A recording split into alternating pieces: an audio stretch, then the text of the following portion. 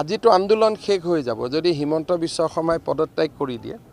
50% আন্দোলন আজিয়ে শেষ হৈ যাব আৰু যদি গৌৰৱ গগৈক মুখ্যমন্ত্ৰী পাতি দিয়ে বাকি 50% আন্দোলনো শেষ হৈ যাব এই আন্দোলনটোৰ উদ্দেশ্য জুবিনক ন্যায় দিয়া নহয় এই আন্দোলনটোৰ উদ্দেশ্য হৈছে যে 4.5 বছৰ একো সুযোগ পোৱা নাছিলো আজি এটা সুযোগ পাইছোতো আমি সুযোগটো ব্যৱহাৰ কৰিব লাগে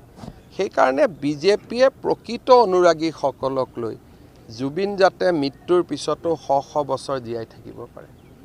সমাধি ক্ষেত্ৰ নিৰ্মাণ বা জুবিন ক্ষেত্ৰ নিৰ্মাণ কালি কমিটিৰ বৈঠক হৈ গ'ল জুবিন আমিও জুবিন ক্ষেত্ৰই কৰি দিম কোনো কথা নাই আজিতো আন্দোলন শেষ হৈ যাব যদি হিমন্ত বিশ্ব শৰ্মাই পদত্যাগ কৰি দিয়ে 50% আন্দোলন আজিয়ে শেষ হৈ যাব আৰু যদি গৌৰৱ গগৈক মুখ্যমন্ত্ৰী পাতি দিয়ে বাকি 50% আন্দোলনো শেষ হৈ যাব এই আন্দোলনটোৰ উদ্দেশ্য জুবিনক ন্যায় দিয়া নহয় এই আন্দোলনটোৰ উদ্দেশ্য হৈছে যে 4.5 বছৰ একো সুযোগ পোৱা নাছিলো আজি এটা সুযোগ পাইছোতো